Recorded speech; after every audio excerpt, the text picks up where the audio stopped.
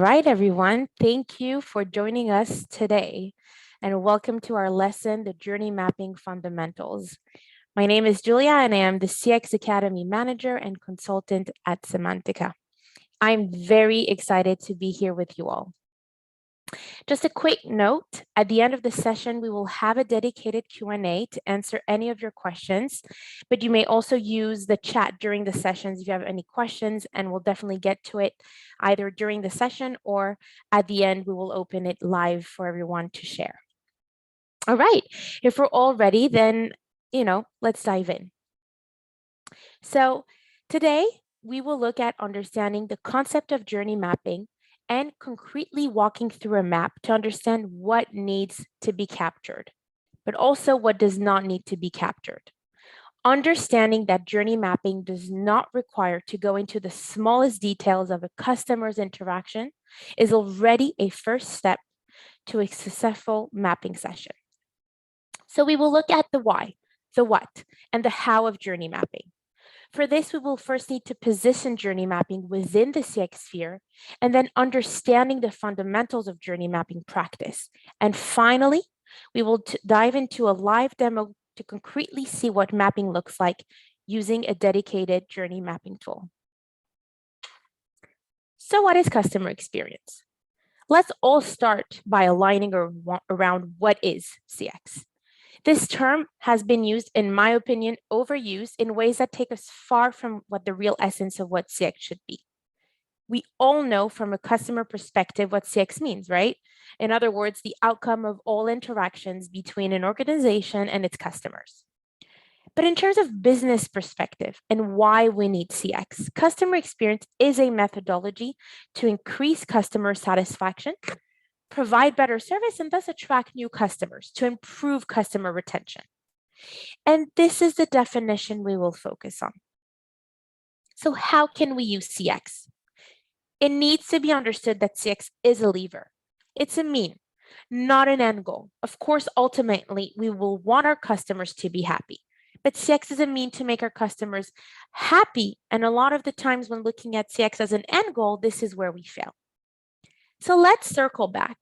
We now understand that happy customers will generate more money, and we will use CX as a lever for business transformation. How can we apply it concretely? Let's make this slightly more visual. If you start at the top, you own business goals across departments in your organization, and you lay out plans and projects to achieve those. By using CX as a lever to business transformation, you can better prioritize on the actions that will bring the most impact to the customer experience and the business performance as well. This is where the success lies. The reason why customer experience has seen a huge boost across all industries in the past decade is because a happy customer drives more business, and a returning customer is less expensive to an organization. So how do you make sure your customer stays happy? Keeps buying from you. This is where the notion of personalization comes in and proves to be a key component that allows organization to adapt their offering to customer needs and expectations. So in other words, making the customers happy is understanding what he needs and delivering it where it will most matter to him. So then the question is, how can you translate this into an operational model? This is something that we will look at separately in our business transformation lesson. But today, for today's lesson, we will focus on understanding the fundamentals of journey mapping and how it is linked to CX. So now that we have understood what CX is, where does journey mapping fit into this? You first need to understand that it needs to come from within before you can translate it to your customers. Here are some questions to ask yourself as an organization. Is there a customer first mindset internally? Are we all aligned around a single truth? Do we have a CX leader to navigate the ship? Do we understand the current experience and the journey of our customers? Well, handling a journey mapping session will answer, if not all, at least partially to these questions. We can all agree that experiences are generated by organization. Then we will all agree that if you don't change your organizations, your experiences will not change. So then let's look at how journey mapping can help in this matter. In essence, journey mapping is a visual illustration of the relationship cycle of our customers across the channels they use to interact with our brand. A common question is justly raised around timing. Can we do a journey map if we do not own any customer feedback data? Absolutely yes. One of the required elements to successfully map a journey is to have cross-functional team around the table, and therefore this will produce VOE, voice of the employee, VOP, voice of the process, that will be sufficient to create the baseline, right, of a journey. So although we cannot map the journey of every single customer, it's important for us to group our customers under common attributes in order to build, what we may know as customer segments from our marketing department. But in CX, we speak about personas. So now you can naturally ask, what value will journey mapping bring to my organization? So let's look at the different way. Customer centricity. Getting all the departments to take a step back from their personal goals and objectives and shift to how would that make the customer feel? And this applies across departments. It's as valid as a developer working on a new feature as it is for the marketing working on a new campaign. Second, detecting the why behind the issues. Getting to understand that something is going wrong is a common task for some of our team members, but pinpointing the why is often the difficult part to achieve. Journey mapping helps us detect the root causes. Pinpointing the areas of opportunities. This helps find where in the journey you could make a real difference for your customer in their experience. This is the notion of personalization that was raised earlier. Understanding that a specific type of customer would be more sensitive to a specific experience allows you to bring in personalization in their journey. If you're talking to a tech-savvy type, he may be very appreciative of getting notifications digitally, versus a less tech-savvy type would prefer someone directly phoning them with updates. These differentiation points in the ways we interact and where in the journey we deliver those is detectable through the mapping process. Breaking silos. Often, and no one is to blame, departments will develop their own ecosystem within the organization, and this causes silos, a lack in communication and understanding of collaborative processes. So when it comes to problem solving, it is difficult to cut through these silos since no processes are put in place that allows communications to go through. By gathering in the same room a cross-functional team, you open these communication channels, discover insights that are worth a gold mine. So what outcomes concretely do you get from a journey mapping session? A concrete action list that we will be able to deploy in a short time frame to obtain quick wins, or larger projects need to be set in place solving dedicated issues through defined timeline. Right, so now that we have set the picture, what is customer experience? Where does journey mapping fall into customer experience? What is journey mapping? Let's deep dive into a live demo to walk you through the fundamentals. We need to understand that there is no universal way of mapping journeys, but a multitude of methodologies. Today, we will present you what are the fundamentals of our methodology and best practice. Of course, going through a more comprehensive approach to our methodology would take more than just 30 minutes. But here are the fundamentals that we will look at today: the personas, the stages, the interactions, the sentiment, the opportunities, and the actions. Through the live demo, I will walk you through each one of them. If we are all ready, then let's jump in. All right, welcome to the Cemantica Journey Mapping tool. For the purpose of today's lesson, we will focus solely on the methodology and best practice of how to build the baseline of a journey map, right? So today we will specifically look at a map in the retail industry for a cookware brand. You will see that each swim lane serves a specific purpose. Let me walk you through it. First, let's circle back to the first thing we must have to start mapping: a persona, right? So here we are identifying which persona we will map for this journey.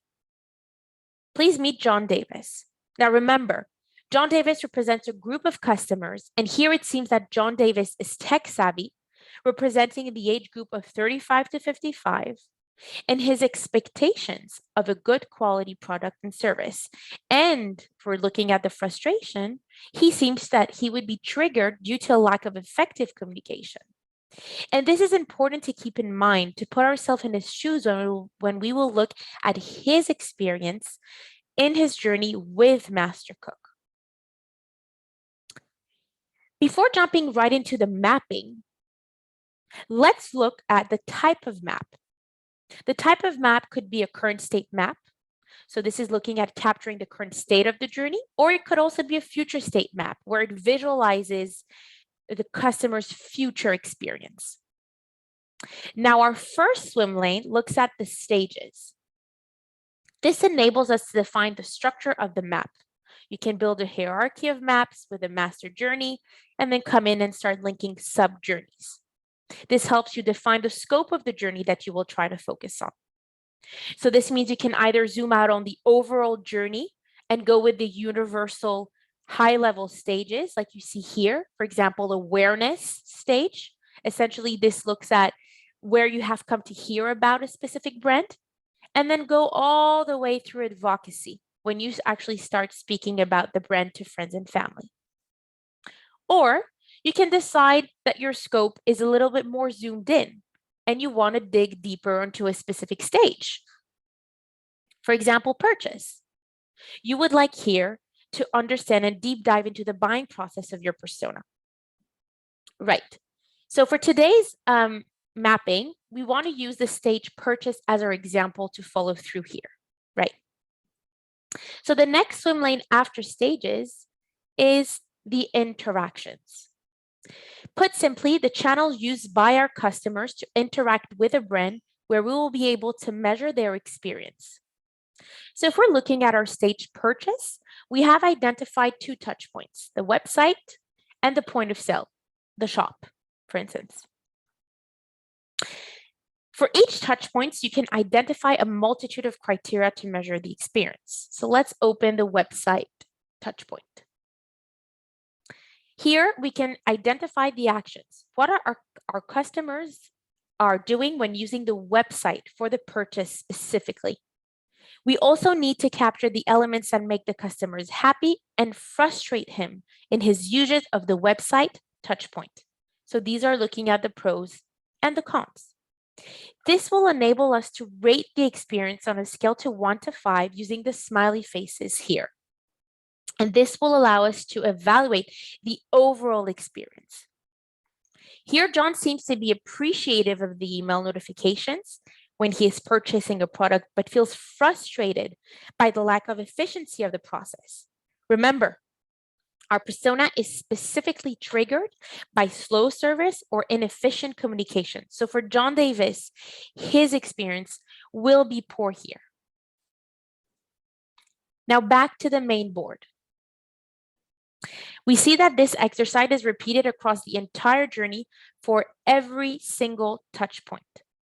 We can now identify the next element, the moments of truth. Moments of truth represent the points in a customer journey when a key event occurs and an opinion about the brand is formed. In simpler words, these are the touch points where your customer either fall in love with your brand or turn away and leave. The shop touch point here, right, seems to be a key moment in the experience of John Davis here. And that is important to capture because this is where personalization could be delivered for optimal experience and retention. One of the important elements of mapping is also detecting trends and patterns, recurring opportunities and frustration points across their journey. So we can use these dashboards here to pick up on these trends where you see repeated areas of moments that make a good experience, but also repeated trends and patterns that frustrate your customer. The next swim lane is the sentiment map. This is the visualization of the average sentiment level of one or multiple personas across the journey. This allows us to understand on an average level what is the experience of John Davis. Let's filter out some graphs here. This purple graph that you see here is the experience of John Davis across the journey, and where it clearly shows he is enjoying or not liking his experience with Mastercook. If you are mapping multiple personas on the same journey, you may also detect areas of discrepancies. Clearly, the purchase phase is a frustration point for John Davis, right? But it doesn't seem to be as much for the other persona that is linked to the same map. This tells us that we should dig deeper into that specific stage of the journey and look at the underlying issues, the root causes, in order to better understand John Davis. Here, you may also leverage what is your own internal objectives as an organization to ensure alignment across the cross-functional team you have gathered with this green graph. Now, to take this a step further, with the Cemantica Customer Journey Management platform, you will also have the capacity to integrate real-time customer satisfaction. So this is our graph of John Davis, and now we've got a new graph. Cemantica here has the capacity to integrate with a wide range of VOC sources. Satisfaction surveys, NPS, Qualtrics, Medallia, social media, call centers, the list is pretty strong and big. And this is what this green line here is showing us. So you can now compare and analyze the difference between the persona sentiment level captured through the journey mapping exercise versus real customer satisfaction collected in real time. The last swim lane is the opportunities. In other words, your conclusions and baseline for your next step as part of the journey mapping outcome. Typically, if we have detected from the interaction swim lanes that John Davis suffers from the long process to complete a purchase, and from the sentiment map, it seems that this stage is the most damaging to that persona, we can carry it over to the opportunities swim and suggest a solution. Here, it is recommended to provide online assistance to aid in his making this process easier and more successful. These 6 fundamental steps in kickstarting your journey mapping will put you in the right track to successfully capture a customer journey.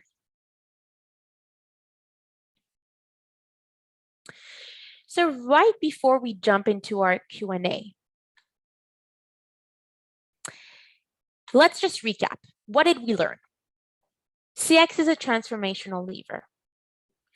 Customer feedback is not mandatory to map the journey baseline of your customers.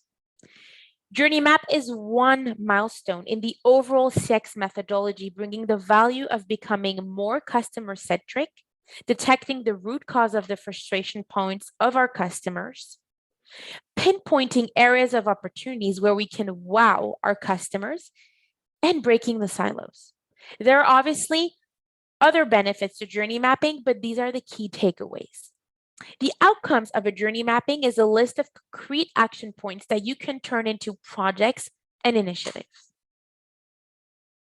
Back to the operational model, we need to understand that in terms of operational, journey mapping is one milestone in the overall business transformation, but it is a crucial step to go through in order to reach a successful transformation. In our upcoming sessions, we will touch on the other milestones in order to cover all of the essential steps of a business transformation. Some of them which are service blueprint. So this shows the relationship of the different service processes and the interactions that take place. Project prioritization and execution, deploying action plans, tracking and monitoring and allocating the right resources for successful CX initiatives. VOX, so these are the VOP, voice of the process, VOC, voice of the customers, and VOE, voice of the employee. And so these are the feedback collection across all voice streams. Measurements and ROI. This is linking the different initiatives to measurable business results. So definitely stay tuned on our Cemantica LinkedIn page and on our website to see when these upcoming sessions are. All right. Questions. Let's see what happened during the session. And of course, feel free to ask more as I go along here. Let me just open this. Okay. Can you create a hierarchy of maps? Absolutely. You absolutely can create a hierarchy of map, and this is what I was mentioning when I was demoing into the tool. You need to define what are your stages so you can have a master journey and then drill down and link sub journeys to the specific stages that you are looking to deep dive into. How do you prioritize visually pain points or hero moments when mapping? So how do we prioritize visually? We have, perhaps would be nice, I could even do this. We have here icons and emotions. Let me just scroll back up quickly here, where I can click on my icons and drag and drop my little heart for those hero and wow moments. But I could also use emotions to visually show these elements, also for those frustration points that are important. Could you please tell us about prioritizing CX issues uncovered in the journey mapping process? Right. So this basically comes into the next steps, right? So when we speak about prioritizing CX issues, we speak about detecting opportunities, and this allows us to do that by looking at the cons, right? We've detected areas of frustration, so we're using our cons and our insights to build those opportunities, and then we need to prioritize. So we have a specific methodology here based on also a prioritization matrix that helps us rank here those different issues that we've uncovered and that we actually want to prioritize. So around that takes a bit longer than a quick answer here, but we apply here through a prioritization matrix in order to prioritize here on the CX issues. Is there a difference between a B2B and a B2C map? Well, yes and no, right? A B2B map will have a persona that perhaps is more general. At the end of the day, it is important to understand that in both cases, B2B and B2C maps, you are looking at understanding the human relationship.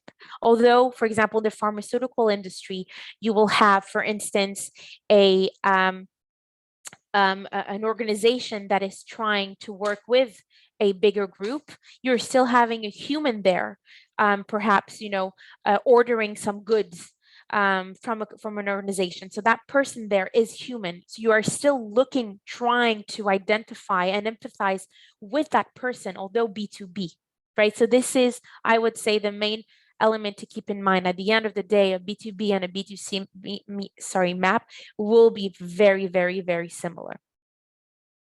Where do you see the VOC data connected on the map? So there are two areas where you actually see that.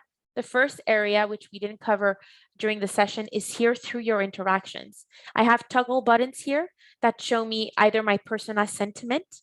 If I close this one, I now have my customer sentiment. Now on each touch point, if I did collect the VOC data, I will be able to mouse over here and understand what kind of interactions did I connect, what is the average sentiment, and from which source did it actually come from. So from my interactions, I can see VOC data collected per touch point, and as well through the map that we have seen together. This line here shows the VOC. How Cemantica integrates with all the VOC sources? Very easily through an API. This allows us to be flexible and to actually reach out to many different kind of sources of VOC. Again, it can either be journey orchestration platforms, dedicated marketing tool like SurveyMonkey, but it could also be call centers, satisfaction surveys. We could share with you the source if that's something that you would need. The next question, how do you determine customer baselines without VOC? Is it qualifying or just guessing? No. So this is why we say that one of the important element and required is to have cross-functional teams. If you're trying to build a baseline, let's say you do not have VOC, by having already the voice of the process, but also the voice of the employee. So you're sitting in a room together with marketing and customer service. You will be able to get feedback from what they know and what they hear from the customer. Of course, 100%. You will need at some point to connect VOC data. This is the reason why we're not a customer journey mapping tool only. We are a customer journey management platform, and we allow for the integration of VOC. This is the only way you will be able to validate. But the reason why we say go ahead, even though you don't have VOC, is because part of the outcomes of a journey mapping session is for you to become more empathetic, to become more, to help you put yourself in the shoes of your customer. And this is one of the biggest outcomes of a journey mapping session. So definitely it shouldn't be a stopper, but you most definitely will need to integrate those with time. The map seems to assume all journeys are linear. How does Cemantica handle non-linear journey? I guess I would need a bit more information on that question. I'll just skip to the last one here. Okay, so I answered this one. All right, so I guess the map seems to assume all journeys are linear. Could we get a bit more information on this?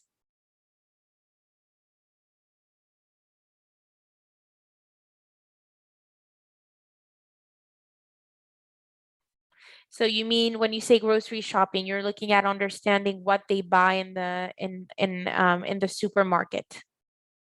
So not just buying, you want to specifically understand what they are buying. So I think here this speaks about complexity. It's important to understand that when you're mapping, you don't want to over complicate your mapping, because this takes you far from what you're actually trying to achieve here when you're doing the mapping.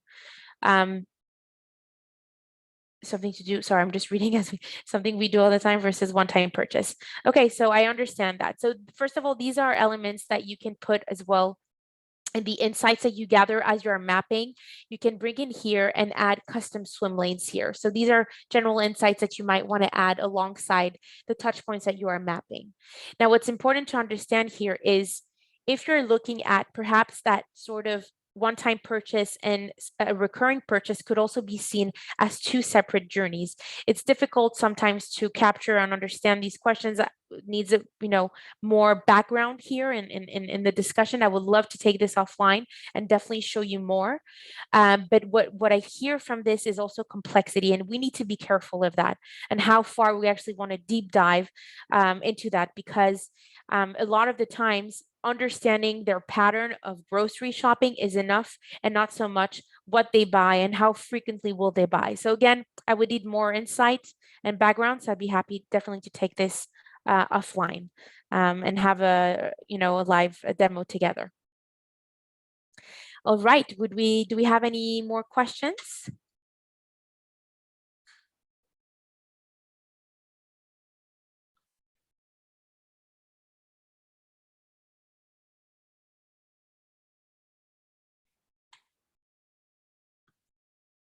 No?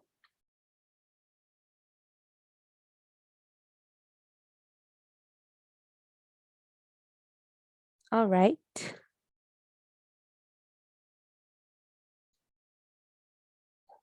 Okay. We'll give it a couple more seconds to see if anyone has any other questions.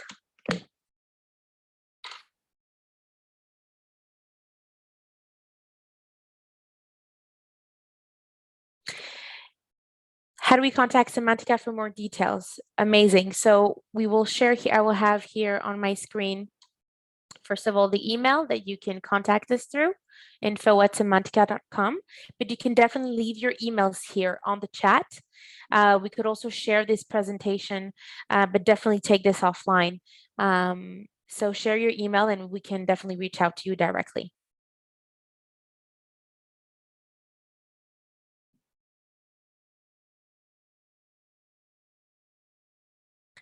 All right, everyone, thank you. If there are any more questions, I was very happy to be here on this session with everyone, and definitely looking forward for offline sessions and live demos together. Thank you.